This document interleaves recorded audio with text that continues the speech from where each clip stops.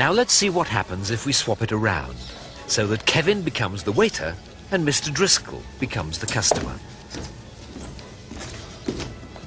Since waiters are supposed to be polite, hard-working and competent, the comedian can't go far wrong if he is rude, lazy and useless. If he were to conform to social expectations, he wouldn't be funny anymore. One way or another, the physical comedian has got to be a threat to decent and respectable people.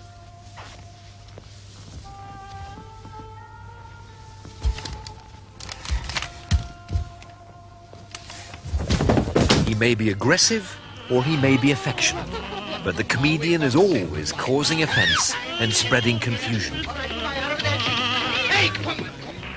He makes a mockery of all authority, politeness and pretension. I'll take this side. It's none of my business, but I think there's a brace of woodpeckers in the orchestra. Drunkenness, like childishness, immediately supplies the comedian with the stupidity, incompetence and irresponsibility that he needs in order to be funny.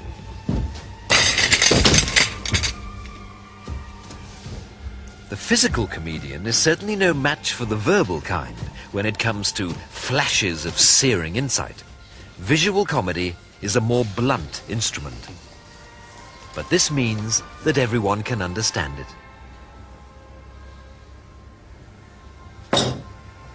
Most of the time, you only have to be human to get the joke.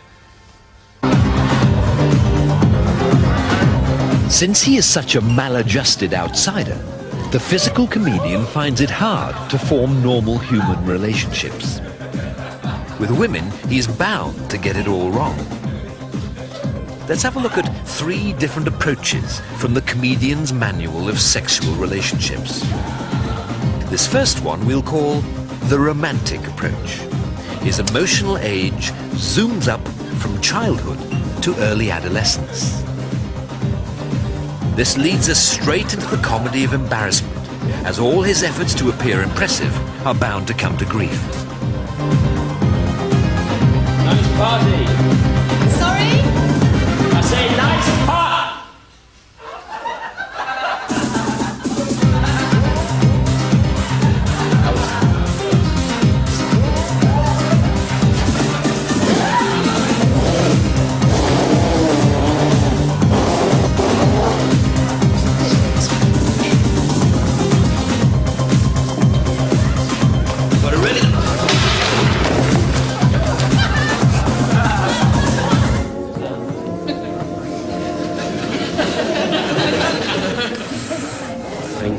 Winner here, Trig. All right? Play it nice and cool, son. Nice and cool, you know what I mean?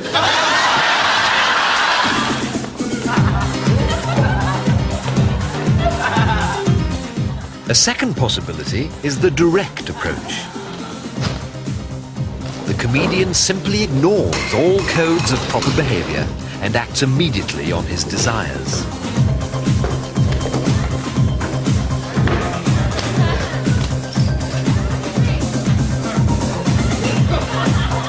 Hey, you got a nice pair there, haven't you, love? Come on, give it to Chris.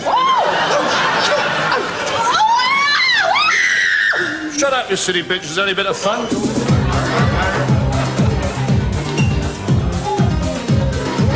The third possibility we might call the startled virgin. This one depends, first of all, on the comedy of role reversal, with the woman as the sexual aggressor, while the comedian is impossibly innocent. He remains a bewildered child masquerading as an adult.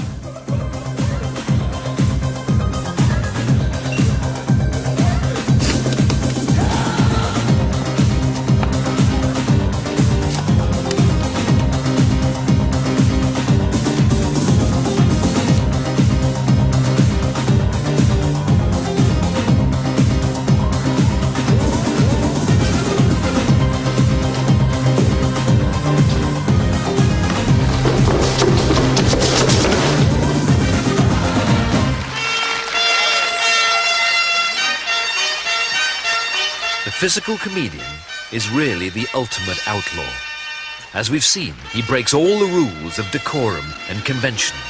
He does all the things we can't, couldn't, and shouldn't do in real life.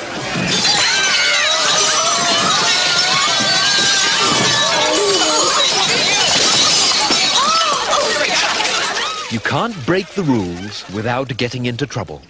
And consequently, the physical comedian is suffering most of the time. He is an eternal victim, subject to constant hostility from all quarters.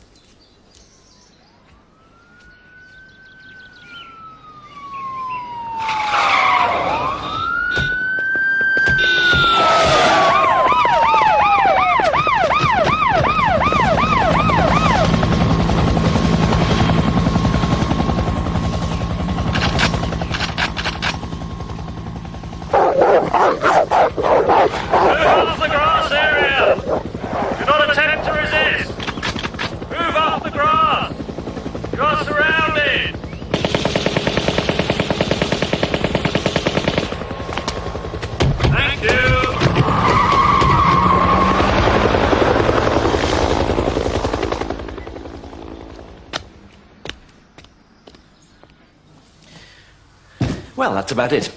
I think we're finished with Kevin now, so I'd just like to make one final point.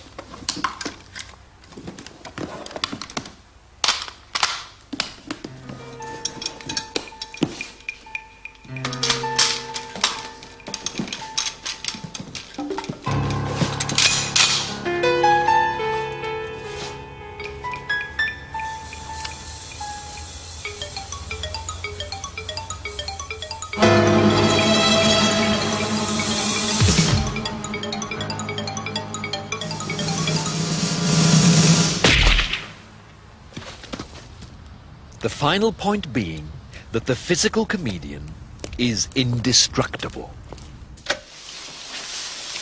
Thank you. Yes, that split-second timing when instinct tells you that... The wave of assassination.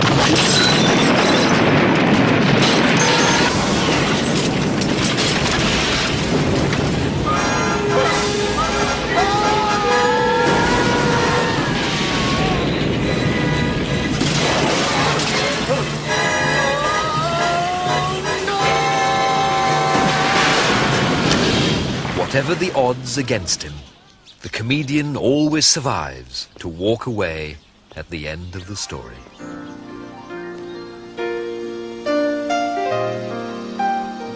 However, whatever you say about comedy, the opposite is also true. So if you like, you can ignore everything I've said.